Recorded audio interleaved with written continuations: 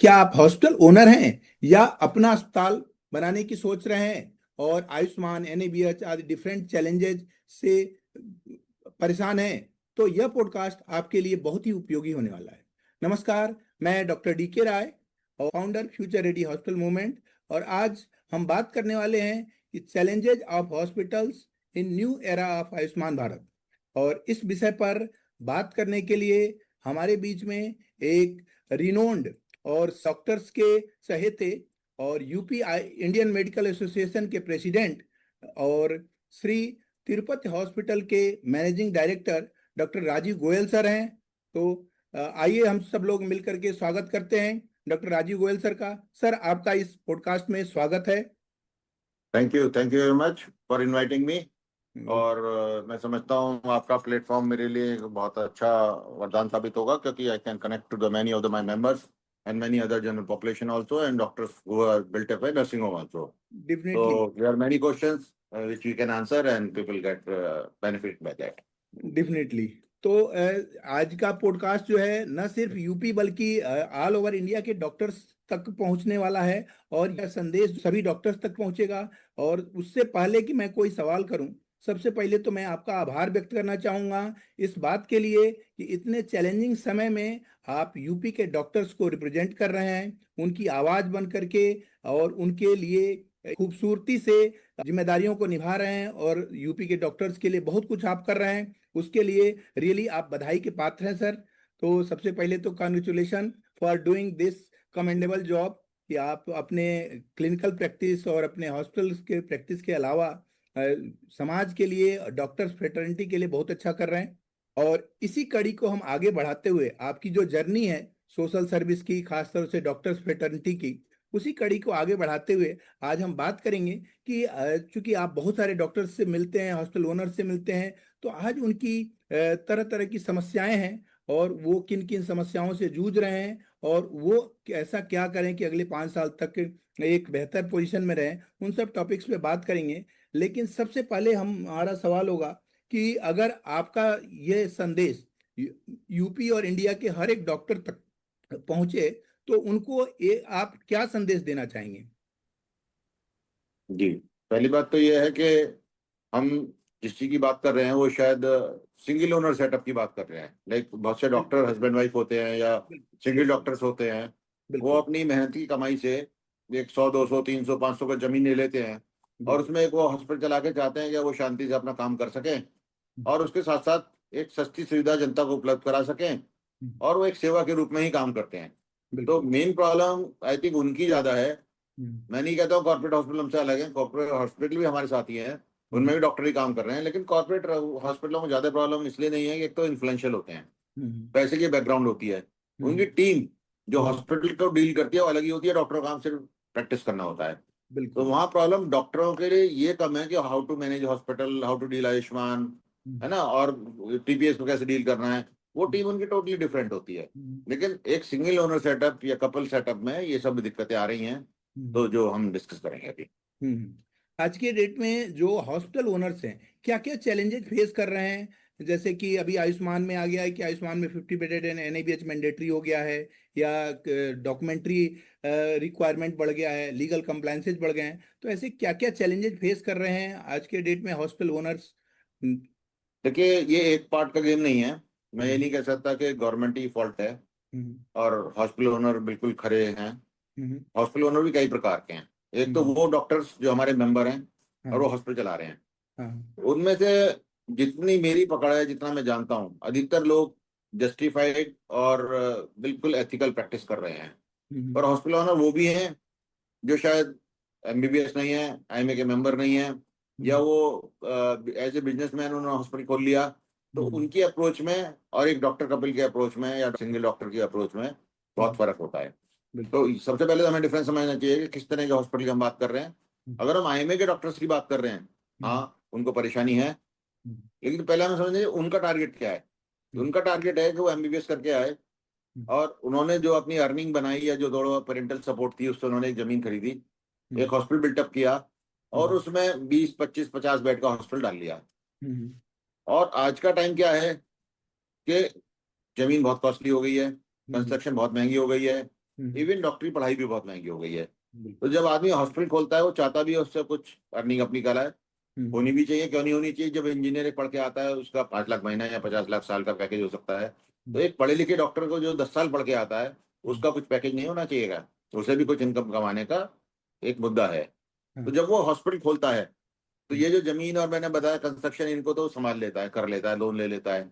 अब जब आता है मरीजों का नंबर, तो मरीजों की एक फीलिंग है कि डॉक्टर को पैसा नहीं लेना चाहिए।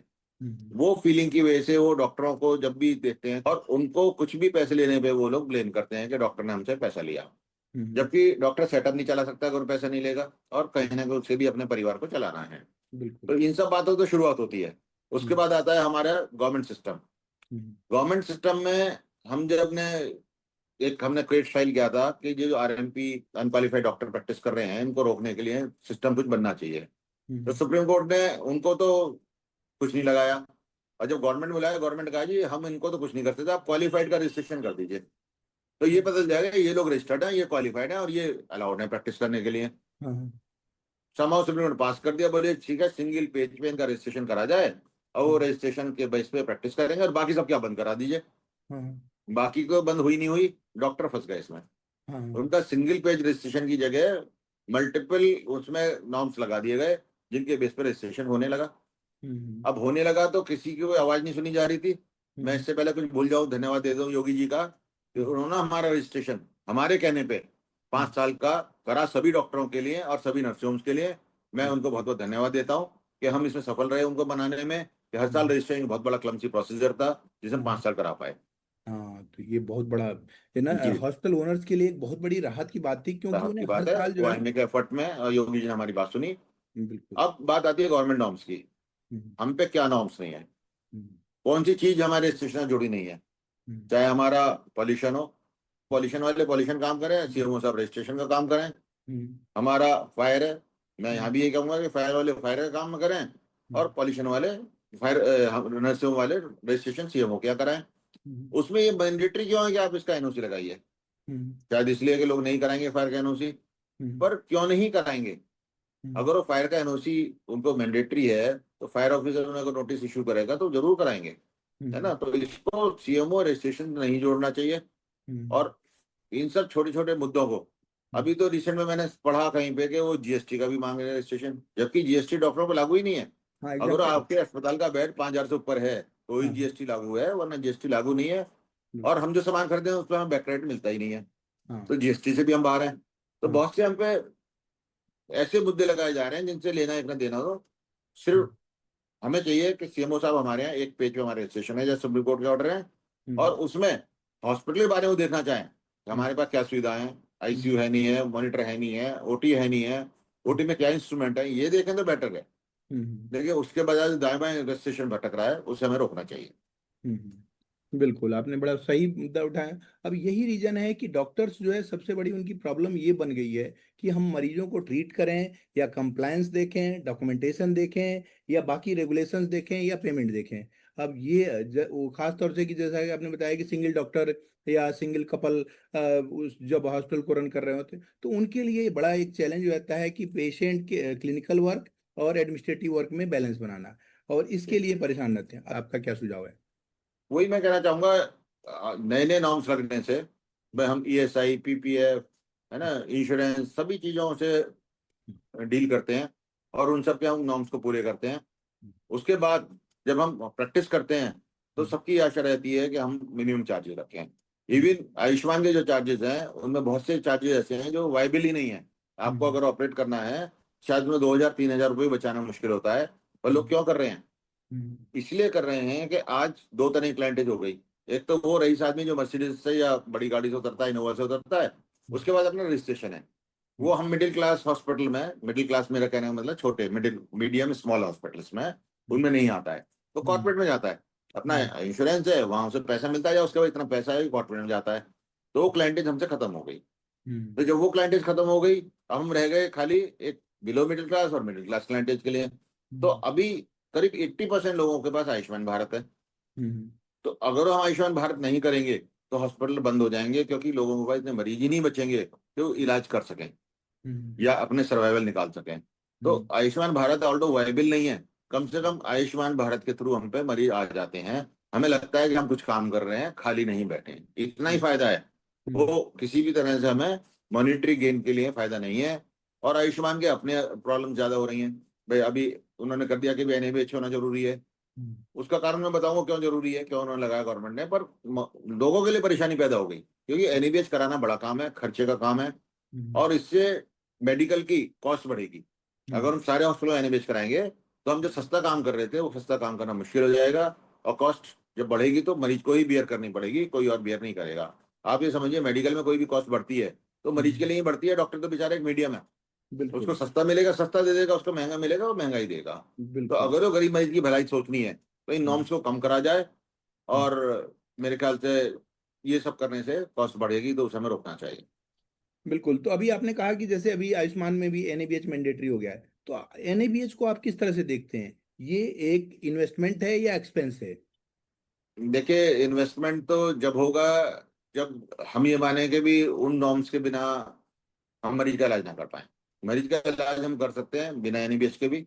सभी डॉक्टर जो एथिकल प्रैक्टिस करते हैं अपने यहाँ हर स्टैंडर्ड को रखते हैं, उसमें बारीकी लगा के स्टैंडर्ड्स बढ़ाए जाते हैं। और स्टैंडर्ड कहाँ से आए हैं? जो अमेरिका में स्टैंडर्ड थे वो एज सच के एज सच यहाँ कॉपी कर लिए गए।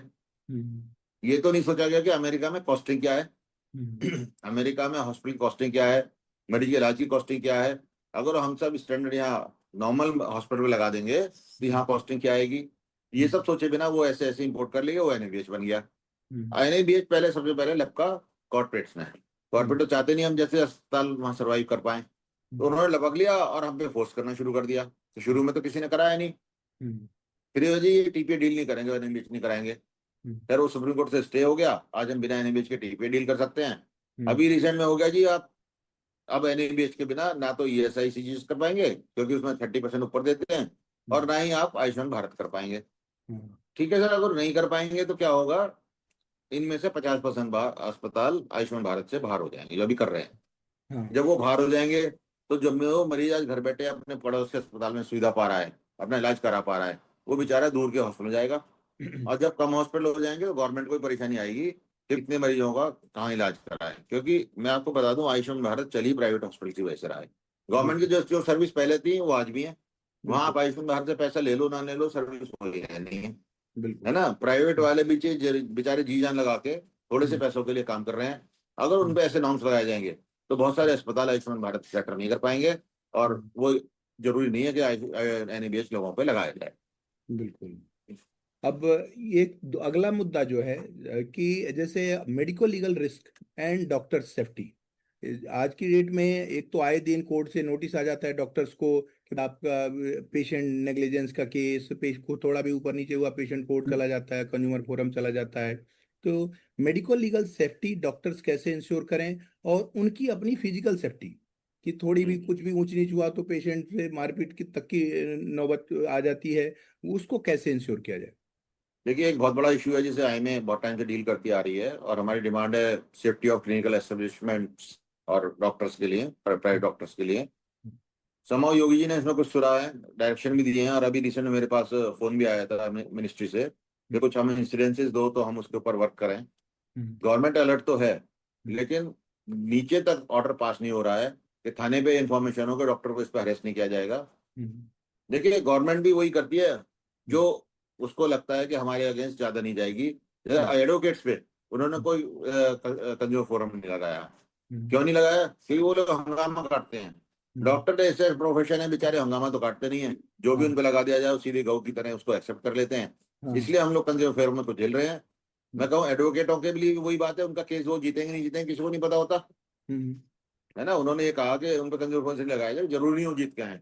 हम भी ऐसे ही हैं कि हम उस मरीज को बचा पाएंगे नहीं बचा पाएंगे, वो बहुत सारे फैक्टर डिपेंड करता है कि कितनी लेट मरीज लाया गया है, कितना वो सीरियस है, उसकी उम्र क्या है, उसकी comorbidity like sugar, blood pressure, diabetes कितनी है। उन सब फैक्टरों में मरीज की रिकवरी और प्रोग्रेस डिपेंड करती है। और हम अगर ये सोच लें कि कोई भी मरीज किसी भी स्टेज पे अस्पताल में आ गया और वो बच जाएगा तो गलत है। और यही सोच आदमी की हमारे अगेंस्ट बनती है कि जब मरीज सीरियस लाया जाता है, लेट लाया जाता है, बुजुर्ग लाया जाता है और उसकी डेथ हो जाती है, तो डॉक्टर को ही कल्पित ठहराते हैं, उसका मारपीट करते हैं और उसके ऊपर कंज्यूमर फोरम में केस ले जाते हैं, जिसको रोकना चाहिए। डॉक्टर आज डर के प्रैक्टिस कर रहे हैं, मैं आपको एक और बात बताना चाहूंगा, हम ही लोग, मैं भी उनमें हूँ, मेरा अपना सेटअप है, मैं सर्जन हूँ, लेप्रोस्कोपिक सर्जन हूँ।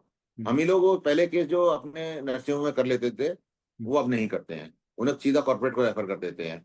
क्यों? क्योंकि हम डरते हैं कि आज की डेट में हम इस मरीज को अगर देंगे और कुछ हो गया तो ये हमारे बिल्कुल गलत होगा हमारे साथ में, हमारे शीशे फूटेंगे, पिटाई होगी, कंज्यूमर फोरम में जाएगा, जिससे हम डील नहीं पड़ेंगे। अकेले आदमी को हमारे पास ना तो सिक्योरिटी है और ना ही हमारे पास में वकीलों का लोड है, ये 4-5 वकील हमने कर रखे हैं, तो हम तो इसमें फंस जाते हैं। तब थोड़ा सा मरीज सीरियस देखते ही कॉर्पोरेट रेफर करते हैं। उसका क्या नुकसान हो रहा है? कॉर्पोरेट हॉस्पिटल में जाने के बाद मरीज की जो हमारे पास 5 रुपए में इलाज होता वो 50 रुपए में हो रहा है। तो कुछ तो ठीक है, they are well to do, they will afford it. तो कुछ लोगों की ये परेशानी बन गई है कि अब डॉक्टर सीरियस मरीजों को नहीं पकड़ रहे हैं, और उसके कारण दो ही हैं। एक तो क्लिनिकल असिस्टेंट जो पिटाई मार पिटाई के केस हो रहे हैं, और दूसरा सबसे बड़ा कारण उसका वो है कि जो जरा जरा सी बात में लोग कोर्ट में चले जाते हैं। इसको रुकना चाहिए। डॉक्टर सेफली प्रैक्टिस जब भी कर सकते हैं जब उनके अगेंस्ट कोई ऐसा मुद्दा ना उठे। ओके, बिल्कुल आपने सही बताया कि है ना, डॉक्टर्स की सेफ्टी एक बड़ा मुद्दा बन गया है और डॉक्टर्स इसीलिए डरे हुए हैं कि सीरियस केसेज लेने इग्नोर करते हैं कि सीरियस केसेज को हायर सेंटर पे रेफर करते हैं ताकि खुद को सेव कर सकें। तो डॉक्टर्स की सेफ्टी भी उतनी ही जरूरी है। अब जो अगला मुद्दा है कि जो न्यू अपकमिंग डॉक्टर्स हैं जो आकर के अपना हॉस्पिटल सेटअप करना चाहते हैं, या तो उनको आप क्या संदेश देना चाहेंगे कि वो डॉक्टर्स ऐसी क्या स्किल डेवलप करें, तो ऐसी कौन सी 3 स्किल उन डॉक्टर्स के पास जरूर होनी चाहिए ताकि वो अपने हॉस्पिटल को एक प्रॉपरली रन कर सकें, और वो क्या सावधानियां बरतें? हमारे मेडिकल में एक सबसे बड़ा ड्रॉबैक है कि हमें मरीज का इलाज सिखाया जाता है शुरू से। जब हम मेडिकल कॉलेज में जाते हैं हमें मरीज का मैनेजमेंट सिखाया जाता है, हमें हॉस्पिटल मैनेजमेंट नहीं सिखाया जाता। हमें ये नहीं बताया जाता कि एडमिनिस्ट्रेशन ये बात कह रही है तो आप क्या जवाब दो, या अगर हॉस्पिटल में परेशानी आ रही है, बिजली काम नहीं कर रही है, नल काम नहीं कर रहा है, तो हमें किस लेवल से डील करना चाहिए, ये सब हमें कैसे, ये हमने खुद ग्रैस्प किया है, खुद सीखा है। तो लोगों को थोड़ा सा हॉस्पिटल मैनेजमेंट स्किल जरूर आना चाहिए। मैं तो कहता हूँ हमारे को सिखाया जाना शुरू से hospital management, dealing with public सिखाया जाना चाहिए, डीलिंग विद एडमिनिस्ट्रेशन सिखाया जाना चाहिए। जो कि एडमिनिस्ट्रेशन खुद सिखाया जाता है वो हमें कुछ नहीं सिखाया जाता, तो हम उनसे शायद डील करने में बहुत पीछे रह जाते हैं, उनसे ठीक से बात नहीं कर पाते हैं और उसका वो फायदा उठाते हैं। तो डीलिंग, हमें पब्लिक डीलिंग सीखनी चाहिए। दूसरी बात, हॉस्पिटल बनाना एक डॉक्टर की मजबूरी है। क्यों? अगर हम कॉर्पोरेट में काम करते हैं, दूसरे दो ही ऑप्शन है, या तो हम प्राइवेट क्लिनिक खोलें जिसमें मरीज कहीं ना कहीं लेके जाएंगे, या हम अपना हॉस्पिटल खोले छोटा मोटा, या कॉर्पोरेट में जाएं। अगर हम कॉर्पोरेट में जाते हैं, मैं आपको अभी रिसेंट का इंसिडेंस बताता हूँ। मेरे अभी रिलेटिव पे सर्जरी हुई एक कॉर्पोरेट हॉस्पिटल में, जिसका मैं नाम नहीं लेना चाहता हूँ। उनका 2.25 लाख का बिल था। डॉक्टर की जो टोटल फीस लगी थी, सर्जिकल चार्जेस, 11,000 रुपए लगे थे। तो वो 11,000 की वजह से डॉक्टर बदनाम है कि 2 लाख रुपए ले लीजिए डॉक्टर साहब ने। मैं जनरल पब्लिक को समझाना चाहता हूँ, या जो भी लोग मेरे को सुन रहे हैं, ये पैसे डॉक्टरों पे नहीं जाते हैं। डॉक्टर तो बेचारा अपने यहाँ ऑपरेट कर रहा है तो भी बहुत कम ले रहा है, और दूसरे में जा रहा है कहीं और कर रहा है तो भी बहुत कम ले रहा है। और ये बड़े बड़े हॉस्पिटल कौन चला रहा है लोगों को शायद पता नहीं होगा। ये सारे हॉस्पिटल या तो बिजनेसमैन चला रहे हैं, या बड़े बड़े लोग जिनको आप समझ सकते हैं वो चला रहे हैं, उन्हीं का पैसा लगा हुआ है, और वही लोग ये हॉस्पिटल चला रहे हैं। तो इसमें डॉक्टरों का कोई फॉल्ट नहीं है। और अगर धीरे धीरे कॉर्पोरेट प्रैक्टिस बढ़ेगी और छोटे अस्पताल खत्म होंगे, तो आज कॉर्पोरेट अगर 10 रुपए ले रहा है तो कल को 40 लेगा। और आज अगर वहाँ इमरजेंसी में मरीज पड़े हैं जिनको रूम नहीं मिलता है, तो कल को लाइन लगा के बाहर खड़े होंगे धूप में कि हमें बेड दे दो। तो इसको प्रैक्टिस को रोकना चाहिए। छोटे हॉस्पिटल जो कि 80% तक मरीजों को ठीक कर लेते हैं, उनको हमें सपोर्ट करना चाहिए, उनको सेफ्टी देनी चाहिए, उनसे कंज्यूमर फोरम हटाना चाहिए, और उन पर अननेसेसरी नॉर्म्स जो लगाए जा रहे हैं उनको खत्म करना चाहिए। बिल्कुल, आपने बिल्कुल सही कहा कि जो है ना, छोटे हॉस्पिटल जो पेरिफेरी में हैं वो मरीजों की सेवा अधिक कर रहे हैं और वो भी कम पैसे में कर पा रहे हैं। ठीक है? और ऐसे में आयुष्मान भारत के थ्रू भी बहुत सारी चीजें उनको मैनेज करनी पड़ रही हैं, झेलनी पड़ रही हैं, देखनी पड़ रही हैं। अब जैसे कि सबसे बड़ा आयुष्मान के केस पे अगर हम आए तो आयुष्मान में सबसे बड़ी उनकी प्रॉब्लम है claim rejection. Documents OT notes missing है, या डिस्चार्ज समरी प्रॉपर नहीं है, या फिर बायोमेट्रिक वेरिफिकेशन नहीं है, उनके क्लेम रिजेक्ट हो जाते हैं।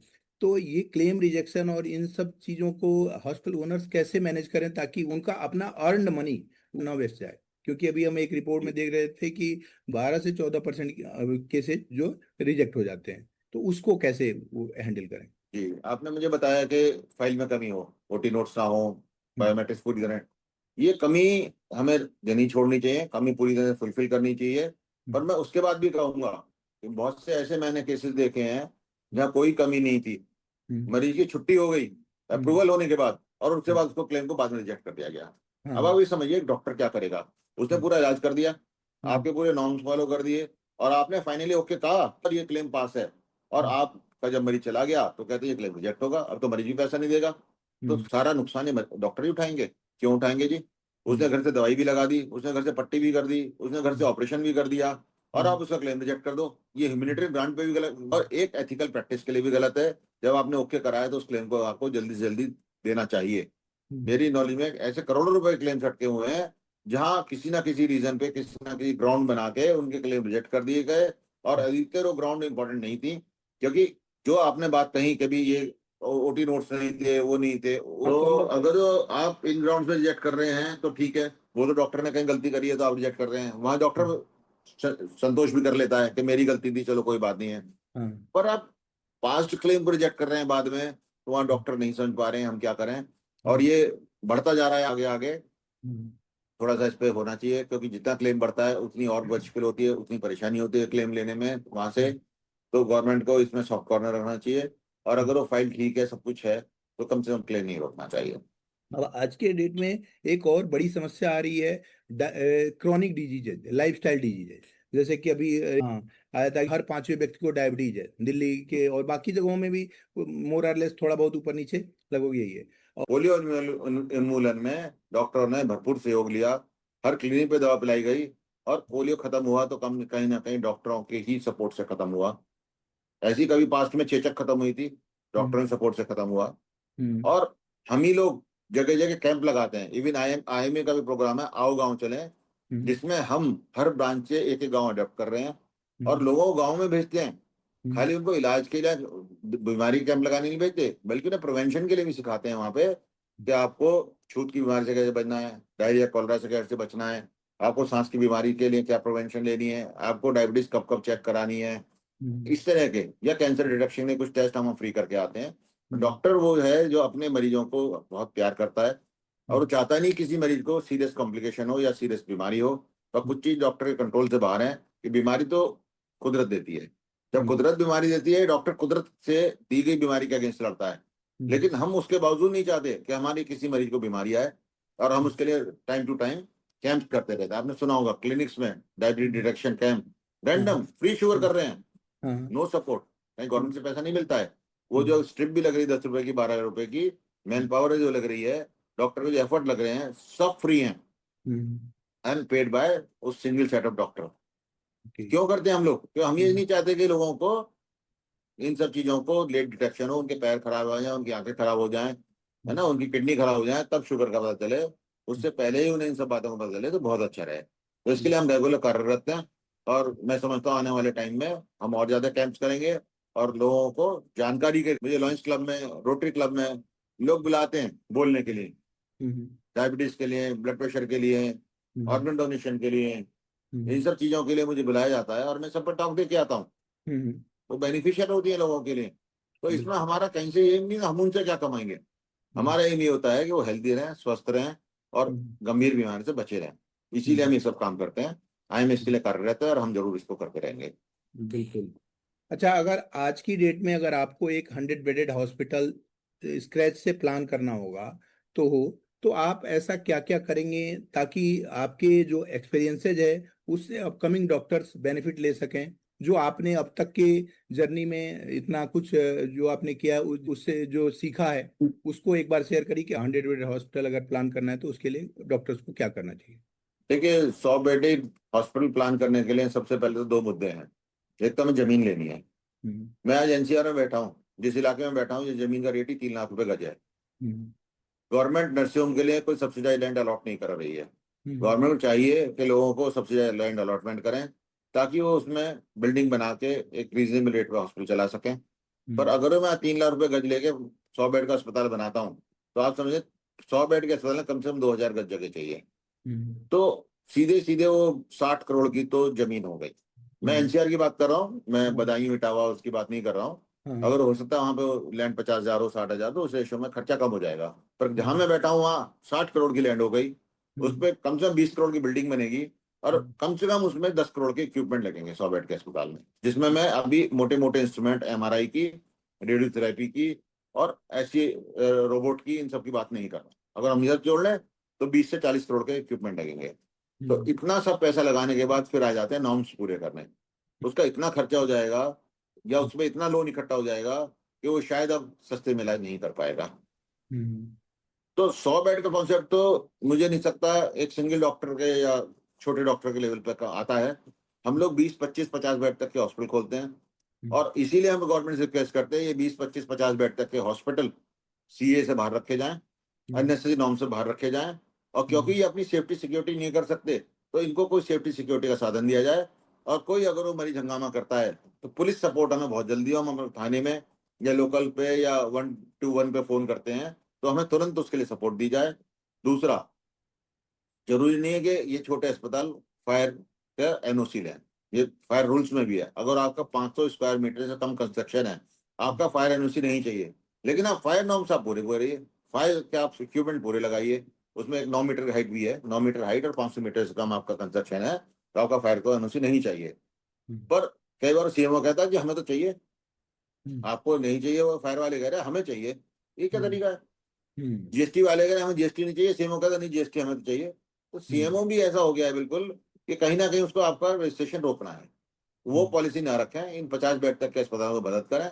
और इनको दूसरा मुद्दा हमें कंज्यूमर फोरम से बाहर करना चाहिए, क्योंकि उस कंज्यूमर फोरम से भी मरीज हमें जरा जरा इस बात पे धमकाते हैं, जिसकी वजह से हम सीरियस मरीज या थोड़े से बिगड़े हुए मरीजों को नहीं पकड़ते हैं।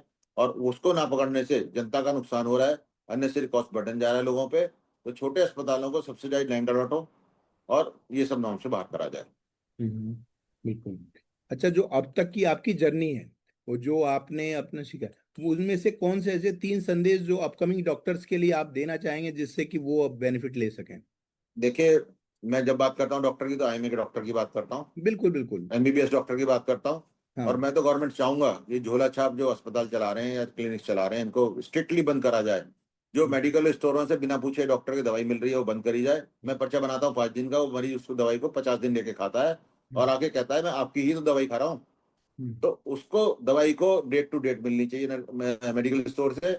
और ये जो हमारे झोला छाप, क्या उसे महंगी से महंगी थर्ड लाइन एंटीबायोटिक चाहिए वो खरीद के ले आता है और मरीज को लगाता है, वो फर्स्ट लाइन की बात ही नहीं करता। जिससे एएमआर जो मेडिकल रेजिस्टेंस ऑफ एंटीबॉडीज हो रहा है, एंटीबायोटिक रेजिस्टेंस हो रहा है, वो डेवलप हो रहा है। एक तो इस प्रैक्टिस को रोकें। सबसे बड़ी तो मेरा मैसेज सरकार के लिए ये है कि ये माल प्रैक्टिस रोकी जाए। प्रॉपर डॉक्टर एक शर्म करता है, उसे पता होता है किस एंटीबायोटिक देना है और किस लेवल पे देना है।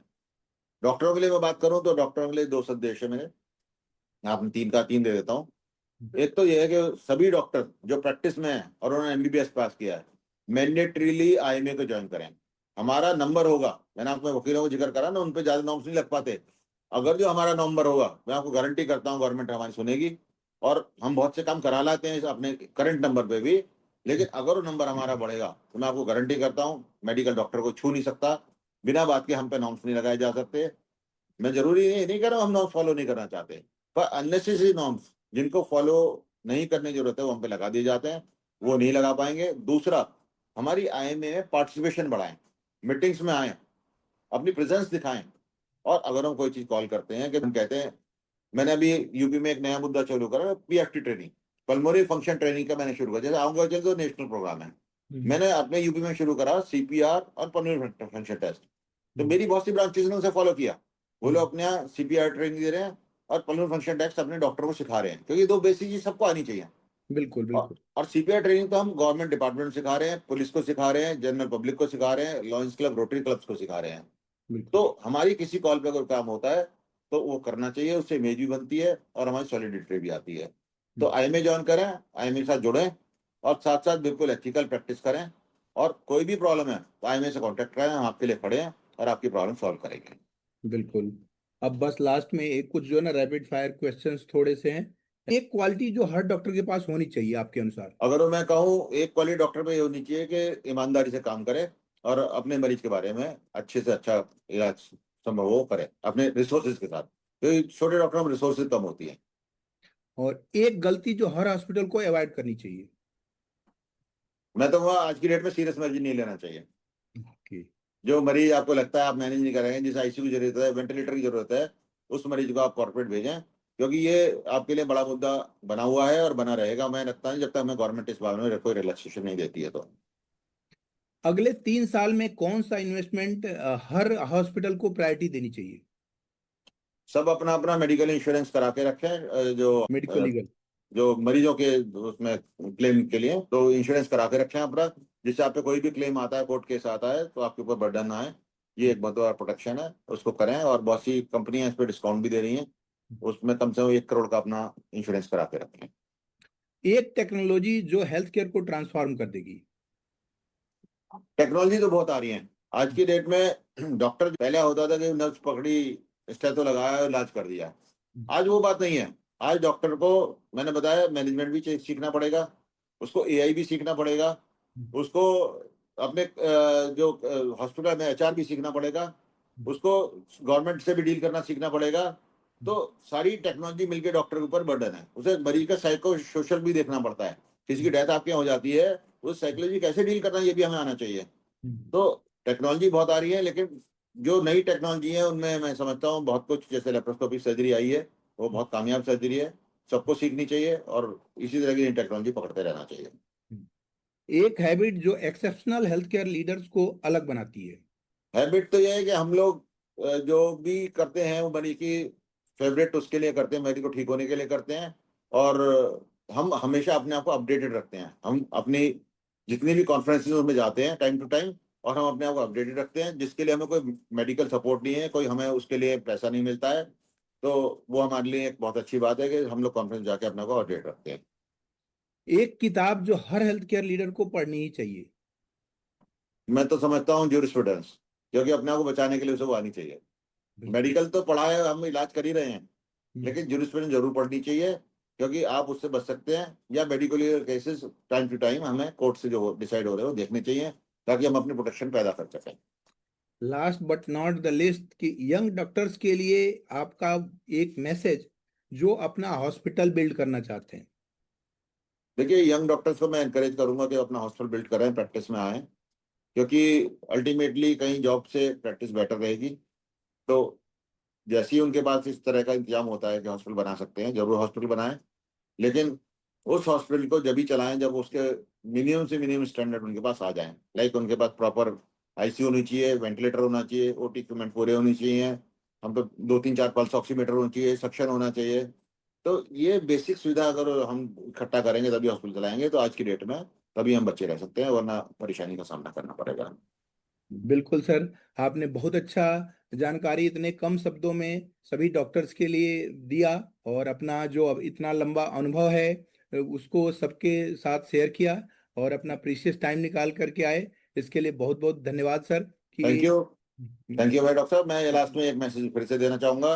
जी, आप सभी डॉक्टरों के लिए एक ही ऐसी संस्था है जो आपके वेलफेयर को और आपकी वेलबींग को देखती है, वो है Indian Medical association. Indian medical से जरूर जुड़े, और इंडियन मेडिकल से जुड़ने के बाद आप कॉन्फिडेंट होंगे। हमारी कोई फीस बहुत ज्यादा नहीं है, आपको लगता है लाइफ टाइम फीस जो है, उतनी फीस में शायद आप कार का साल का इंश्योरेंस करा पाते होंगे, और ये हम एक बार लाइफ टाइम में लेते हैं। तो उससे जरूर जुड़ें, बजाय कहीं और इन्वेस्ट करने के, इसे इन्वेस्टमेंट समझें। ये आपके लिए बहुत फायदे की चीज है। बिल्कुल सर, थैंक यू सर कि आपने इतना अच्छा मैसेज सबके लिए दिया, इतनी अच्छी जानकारी दिया, अपना अनुभव शेयर किया और टाइम निकाल कर आए, इसके लिए थैंक यू। इसके लिए एक टोकन आपका जो कंट्रीब्यूशन है सोसाइटी की, अच्छा, आपने फोटो बनवा रखी है, थैंक यू। सोसाइटी के लिए जो थैंक यू, आप I accept it and thank you for